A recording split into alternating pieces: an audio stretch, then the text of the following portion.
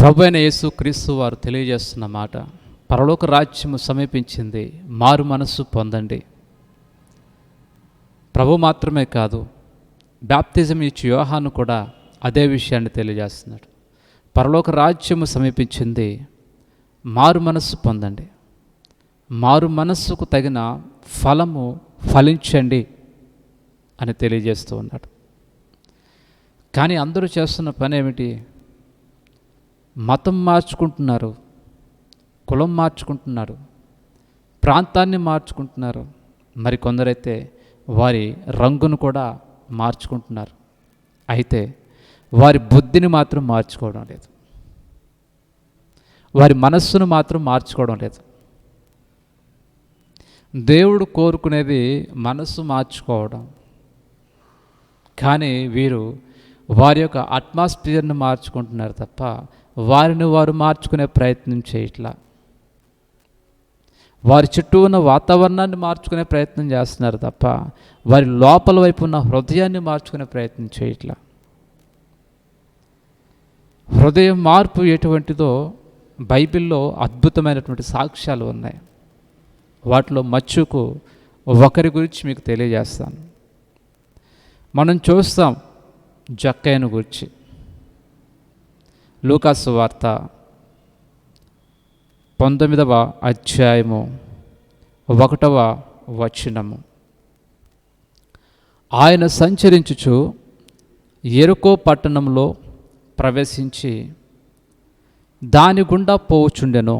ఇదిగో సుంకపు గుత్తదారుడు ధనవంతుడైన జక్కయ్య అను పేరు గల ఒకడు యేసు ఎవరో అని చూడగోరెను గాని పొట్టివాడై ఉన్నందున జనులు గుంపు కూడి యుండుట వలన చూడలేకపోయెను. అప్పుడు యేసు ఆ త్రోవను రానయుండెను గనుక అతడు ముందుగా పరిగెత్తి ఆయనను చూచుటకు ఒక మేడు చెట్టు ఎక్కెను. యేసు ఆ చోటికి వచ్చినప్పుడు కన్నులెత్తి చూచి, జక్కయ్య, త్వరగా దిగుము, నేడు నేను నీ ఇంట ఉండవలసి ఉన్నదని అతనితో చెప్పగా అతడు త్వరగా దిగి సంతోషంతో ఆయనను చేర్చుకొనెను. ఆ తర్వాత 8వ వచనం. జక్కయ్య నిలవబడి, ఇదిగో ప్రభువా, నా ఆస్తిలో సగము బేదలకిచ్చుచున్నాను. నేను ఎవని యొద్దనైనను అన్యాయముగా దేనినైనను తీసుకొనిన ఎడల అతనికి 4 వంతులు మరలా చెల్లింతునని ప్రభువుతో చెప్పాను. ఎక్సలెంట్, చాలా చక్కటి మార్పు. జక్కయ్యను గురించి కొన్ని లైన్స్ మాత్రమే వ్రాయబడి ఉంది, కానీ అద్భుతమైన సందేశం ఉంది ఈ యొక్క జక్కయ్యను గురించినటువంటి ఈ సంఘటనలో.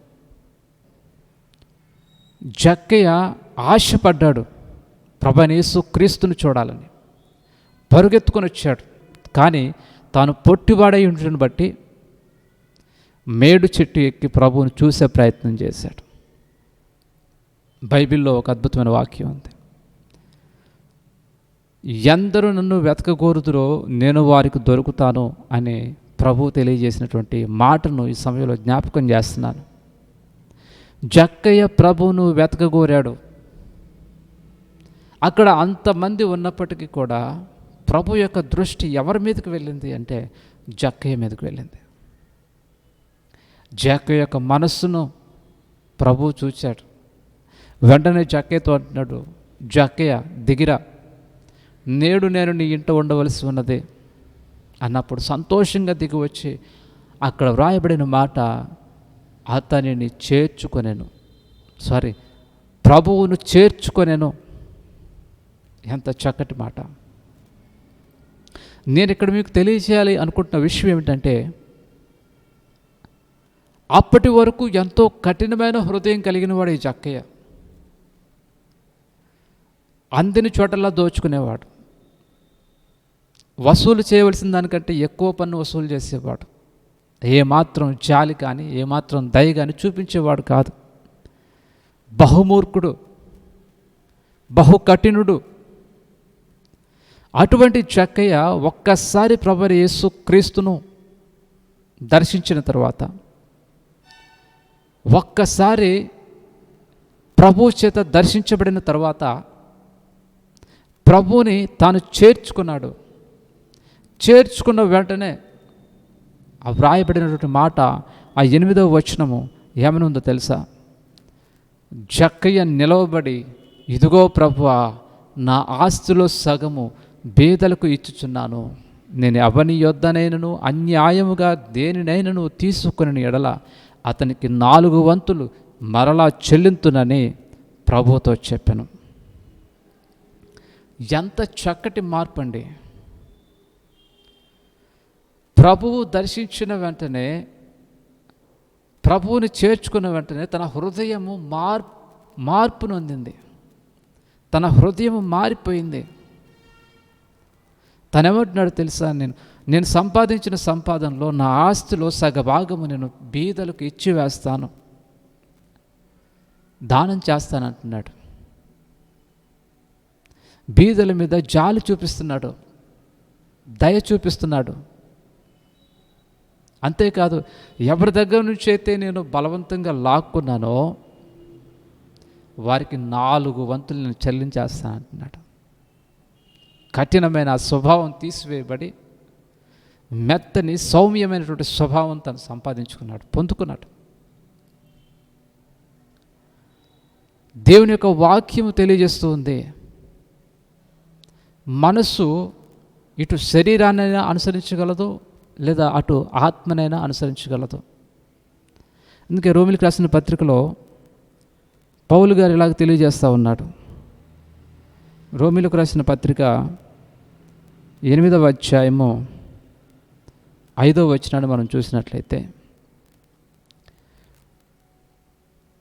శరీరానుసారులు శరీర విషయముల మీద మనస్సునుంతురు, ఆత్మానుసారులు ఆత్మ విషయముల మీద మనస్సునుంతురు. శరీరానుసారమైన మనస్సు మరణమును, ఆత్మానుసారమైన మనస్సు జీవమును సమాధానమునై ఉన్నది. ఇంతకుముందు ఈ జక్కయ్య ఏం చేశాడు? శరీరాన్ని అనుసరించి నడుచుకున్నాడు. అందుకే తను పరలోక రాజ్యంలోనికి, నిత్య జీవంలోనికి అడుగు పెట్టని వాడిగా ఉన్నాడు. అడుగు పెట్టలేని స్థితిలో, మరణకరమైన స్థితిలో ఉన్నాడు. ఎప్పుడైతే ఈ శరీరాన్ని అనుసరించి కాక ఆత్మను అనుసరించి నడుచుకోవటం మొదలుపెట్టాడో, తాను జీవంలోనికి అడుగు పెడుతున్నాడు. స్వయముగా ప్రభువైన యేసుక్రీస్తు వారే అంటున్నారు, నేడు ఈ ఇంటికి రక్షణ వచ్చెను. ప్రభువు రక్షణ ఇచ్చేశాడు, జక్కయ్యకు రక్షణ ఇచ్చేశాడు. సర్వసాధారణంగా ఎవరైనా పెద్ద వ్యక్తులు వచ్చినప్పుడు వారి ముందు వినయము నటించడం అనేది మనం చూస్తాం. ఆ వచ్చిన వ్యక్తి తన గూర్చి మంచిగా అనుకోవాలని, ఒక మంచి ఇంప్రెషన్ కొట్టేయాలనే ఉద్దేశంతో వినయం నటించే వారిని మనం చూస్తాం. వారి ముందు ప్రగల్భాలు పలకటం మనం చూస్తాం. కానీ జక్కయ్య అలాగ చేయాలి. తను నిజంగా మారాడు. నిజమైన మార్పును తాను కలిగి ఉన్నాడు. మనుషుల్ని మోసం చేయొచ్చాము కానీ దేవుణ్ణి మోసం చేయలేం కదా. హృదయ అంతరంగాలను ఎరిగిన వాడు దేవుడు. అందుకే దేవుడు ప్రభువైన యేసుక్రీస్తు వారు ఆయనకి రక్షణ ఇచ్చేశాడు. ఆ ఇంటికి రక్షణ వచ్చింది అని ప్రభు నోట పలికాడు. హృదయ మార్పు నొందిన వారికే నిత్య జీవము.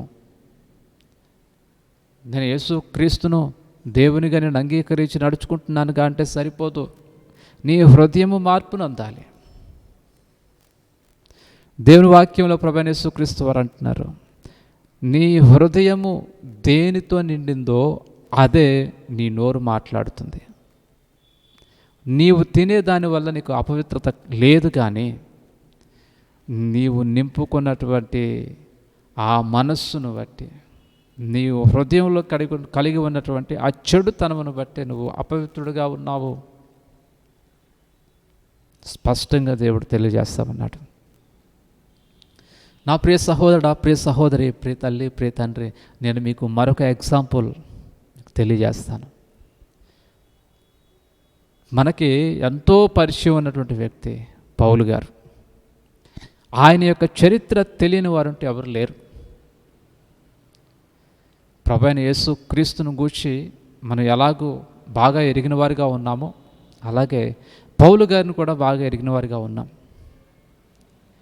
పౌలు గారి యొక్క ముందు జీవితము సౌలు. అతని యొక్క స్వభావం ఏమిటి? జాలి లేదు, దయ లేదు, కోపము, ఆవేశము, ద్వేషము, అసూయ, పగ, కక్ష పూర్తిగా నింపబడ్డాడు. ప్రభువైన యేసు క్రీస్తును దేవునిగా ఎవరైనా వారి నోట పలికితే వారిని ఏ మాత్రము దయ చూపించకుండా తీసుకువెళ్ళి జైల్లో వేసేవాడు, చిత్రహింసలు పెట్టేవాడు, చంపివేసేవాడు, రాళ్లతో కొట్టి చంపివేసేవాడు. చంపుతూ ఉంటే, రాళ్లతో కొట్టి చంపుతూ ఉంటే సంతోషించినటువంటి కఠినమైన హృదయం కలిగిన వాడు సౌలు. దమస్కు మార్గంలో వెళ్తూ ఉన్నప్పుడు ఎప్పుడైతే దేవుని చేత దర్శించబడ్డాడో వెంటనే తన హృదయం మార్పు నొందింది. పౌలుగా మారిపోయాడు. హృదయం మారిపోయింది.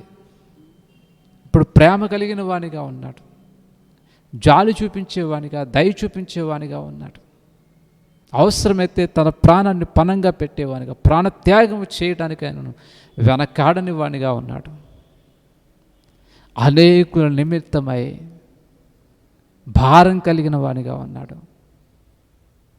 వారికి సువార్త ప్రకటించడం కోసం నా ప్రాణం పోయినా పర్వాలేదన్నట్లుగా తను మారిపోయాడు. తన హృదయము మార్చబడింది. ఎంతో ప్రేమ చూపించేవానిగా తన హృదయం మార్చబడింది. ఈ మాటలు వినుచున్న ప్రియ సహోదరుడా, ప్రియ సహోదరి, ప్రియ తల్లి, ప్రియ తండ్రి, ఈరోజు నేను నిన్ను ప్రశ్నిస్తున్నాను.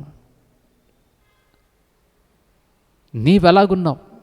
నీ మనస్సు ఎలాగుంది? మనకు తెలుసు శరీర క్రియలు ఏమిటో, మనకు తెలుసు ఆత్మఫలం ఏమిటో. గలతీలకు రాసిన పత్రికలో మనం ఇప్పటికే చదివేసి ఉంటాం. ఏమిటి శరీర క్రియలు?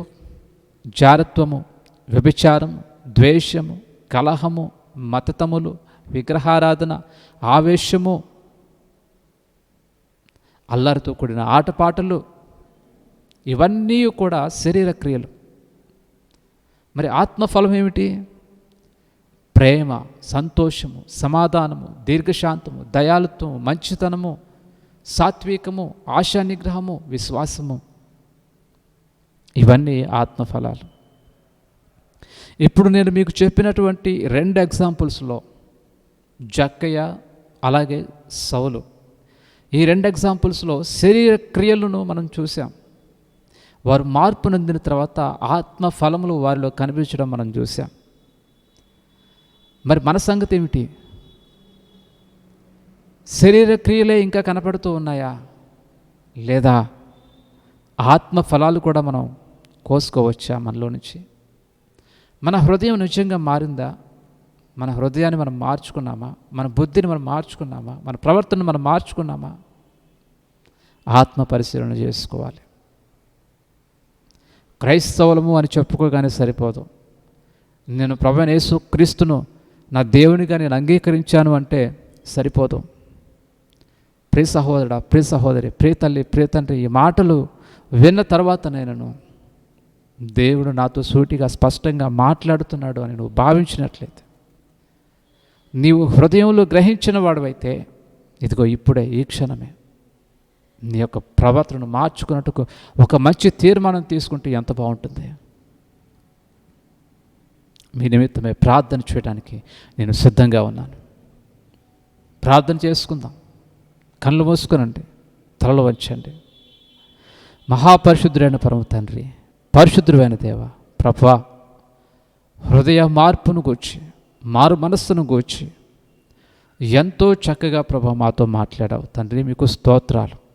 అవును ప్రభువా, విడిచిపెట్టవలసిన వాటిని విడిచిపెట్టకుండా ఇంకను మారు మనస్సు లేని స్థితిలో నీ బిడ్డగా కొనసాగుతూ ఉన్నాను. అయ్యా నన్ను క్షమించండి. ఇదిగో ఇప్పుడే ఈ క్షణమే నా హృదయం నేను మార్చుకుంటున్నాను. అందుకొరకే ఒక తీర్మానం తీసుకుంటున్నాను. ప్రభువా, ఇలాగ ఎవరైతే ప్రార్థన చేస్తూ ఉన్నారో అట్టి వారిని మీ హస్తాలకు అప్పగించుకుంటున్నాను తండ్రి. వారిని ప్రభువా మీ కుమారునిగా, మీ కుమార్తెగా మీరు స్వీకరించి మార్చబడిన హృదయంతో నిన్ను వెంబడించగలిగిన స్థితిని వారికి దయచేయమని బ్రతిమాలుకుంటూ, పరిశుద్ధుడు ప్రియుడు త్వరలో రానయ్యున్న ప్రభువైన యేసు క్రీస్తు నామములో ప్రార్థించి అడిగి వేడుకొనుచున్నాను తండ్రి. ఆమేన్.